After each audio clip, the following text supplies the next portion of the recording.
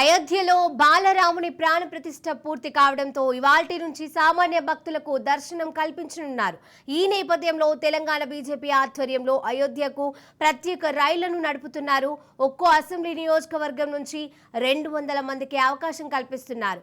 ఈ రైళ్లలో 20 బోగీలు ఉండగా 1400 మంది ప్రయాణించేందుకు అవకాశం కల్పిస్తున్నారు.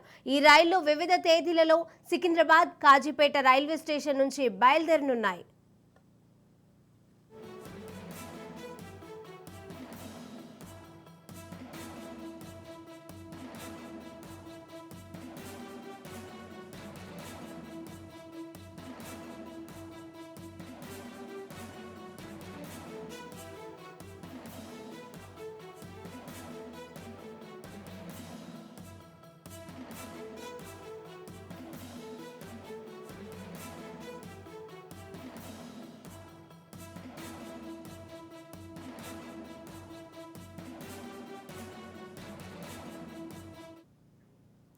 అయోధ్యలో బాలరాముని ప్రాణ ప్రతిష్ఠ పూర్తి కావడంతో ఇవాల్టి నుంచి సామాన్య భక్తులకు దర్శనం కల్పించనున్నారు.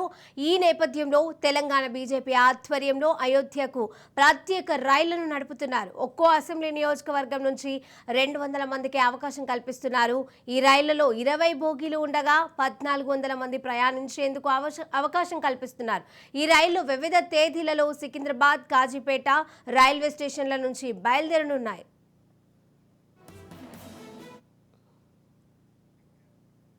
ఇక ఇదే అంశానికి సంబంధించి మరిన్ని అప్డేట్స్ మా ప్రతినిధి స్వప్న అందజేస్తారు. స్వప్న, మొత్తానికైతే శ్రీరామ దర్శనం నేటి నుంచి భక్తులకు కూడా అనుమతి వచ్చింది. అంటే మన దాదాపు హిందువులకు సంబంధించి ఇది ఒక 500 సంవత్సరాల ఏళ్ల కళగా చెప్పుకోవచ్చు. నిన్న మోదీ ఒక్కసారి హారతి ఇచ్చి మనకు ప్రాణ ప్రతిష్ఠ జరిగిన తర్వాత బాలరాముని చూసిన తర్వాత ప్రతి ఒక్కరి మనసులో కూడా ఎప్పుడెప్పుడు వెళ్లి అయోధ్యలో శ్రీరాముని దర్శించుకుందామా అనేటువంటి సంతోషం ఉంది. కాబట్టి ప్రజలకు సంబంధించి అంటే ఉదయం 7 గంటల నుంచి 11:30 వరకు దర్శన సమయాన్ని కేటాయించారు. ఈ తర్వాత మళ్ళీ మధ్యలో స్వామివారికి సంబంధించినటువంటి కైంకర్యాలు ఉంటాయి, పూజా కార్యక్రమాలు ఉంటాయి. కాబట్టి కాసేపు మళ్ళీ 11:30 నుంచి 2 గంటల వరకు బ్రేక్ ఉంటుంది. 2 నుంచి రాత్రి 7 గంటల వరకు దర్శన సమయాన్ని ఇచ్చారు. అంటే దాదాపు ఉదయం 7 గంటల నుంచి రాత్రి 7 గంటల వరకు ఉంటుంది. ఆ తర్వాత ఇక్కడ రాముల వారికి సంబంధించి కూడా అంటే మనము తిరుపతిలో చూసుకుంటాము, శ్రీ మహావిష్ణువుకి సంబంధించినటువంటి కైంకర్యాలు కానీ, సేవా కార్యక్రమాలు కానీ రకరకాలుగా ఉంటాయి స్వామివారికి సంబంధించి. ఇక్కడ అయోధ్య రామాలయానికి సంబంధించి అక్కడ ఉన్న పరిస్థితులు, రామ ఆగమనానికి సంబంధించినటువంటి వాటి పట్ల ఆ పూజా కార్యక్రమాలన్నీ ఉంటాయి. దానికి భక్తులకు మాత్రం అంటే సాధారణ భక్తులకు మాత్రం ఉదయం 7 గంటల నుంచి రాత్రి 7 గంటల మళ్ళీ మధ్యలో ఒక బ్రేక్ ఉంది. సో భక్తులు ఖచ్చితంగా ఏం తెచ్చుకోవాలని చెప్పారంటే వాళ్ళ ఆధార్ కార్డు మాత్రం ఖచ్చితంగా తెచ్చుకోవాలని చెప్పారు. దీంతో పాటు హారతి కానీ లేదా అక్కడ ఇంకేదైనా ప్రత్యేకమైనటువంటి పూజా కార్యక్రమాలు ఏమైనా ఉంటే వాటికి సంబంధించి ఆఫ్లైన్, ఆన్లైన్ ప్రస్తుతానికైతే మొత్తం ఆన్లైన్ చేస్తామని చెప్తున్నారు. ఇప్పటి వరకు మాత్రం ఆఫ్లైన్ లో అక్కడికి వెళ్ళి మనం టికెట్ కొనుక్కోవచ్చు. కొన్ని ఆన్లైన్ లో కూడా ఆల్రెడీ మనకు ఇక్కడ ఉన్నటువంటి కమిటీకి సంబంధించినటువంటి శ్రీరామ జన్మభూమి తీర్థక్షేత్ర ట్రస్ట్ వెబ్సైట్ ఉంది. అందులో ఫ్లాట్లు మనం బుక్ చేసుకోవచ్చు. ఏ రోజుకు ఏ దర్శనం ఏంటి దానిలో పూర్తి వివరాలన్నీ ఉన్నాయి. అదేవిధంగా అయోధ్యకు సంబంధించి రాష్ట్రం నుంచి కూడా ప్రత్యేక రైళ్లు నడుపుతుంది బీజేపీ.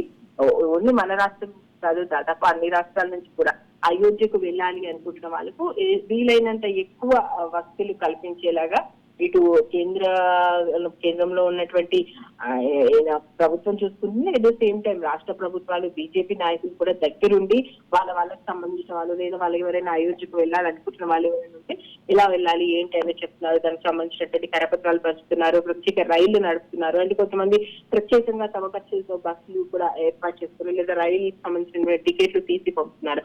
మొత్తానికైతే అయోధ్యలో శ్రీరామ దర్శనం ఎప్పుడెప్పుడు చేసుకుంటామా అనేటువంటి భక్తులకు మాత్రము ఇది ఒక మంచి అవకాశము. చక్కగా నిన్నటి వరకు ఏంటంటే విఐపీల తాకిడి ఎక్కువ ఉంది. చాలా కొద్ది మందికి మాత్రమే ఎవరైతే 4000 మందికి పాస్ ఇచ్చారో లేదా కొంతమంది సాధు సంతులకు సంబంధించినటువంటి వాళ్ళు వచ్చారో ఆ కార్యక్రమాల్లోనే ఉండిపోయాయి. కాబట్టి ఈ రోజు నుంచి చక్కగా ఎవరైతే భక్తులు వెళ్ళాలనుకుంటున్నారో వాళ్ళు టికెట్లు బుక్ చేసుకోవచ్చు. రైల్వేకి సంబంధించినటువంటి వెబ్సైట్ లోకి వెళ్ళి అక్కడ టికెట్లు బుక్ చేసుకోవచ్చు. అండ్ ఆలయ ట్రస్ట్ కి సంబంధించిన చేసుకోవచ్చు. ఒకవేళ చేసుకోలేకపోయాము, మాకు అక్కడికి వెళ్ళినాక దర్శనం కావాలంటే ఆఫ్లైన్ లో కూడా అందుబాటులో ఉంది కదా. అందరికీ ఆన్లైన్ లో చేసుకోలేకపోవచ్చు, దొరకకుండా ఉండొచ్చు. అలా వచ్చిన వాళ్ళకి ఆఫ్లైన్ లో ఇవ్వడానికి కూడా సిద్ధంగా ఉన్నామని చెప్పేసి ఆలయ ట్రస్ట్ కమిషన్ మొత్తానికి చూడాలి. ఈ రోజు నుంచి స్టార్ట్ అయింది కాబట్టి ఎలా ఉంటది ఏంటి, భక్తులకు సంబంధించినటువంటి ఏర్పాట్లు ఏం చేశారనేది మనకు సాయంత్రం కల్లా ఒక రిపోర్ట్ వస్తుంది. Right, thank you Swapna.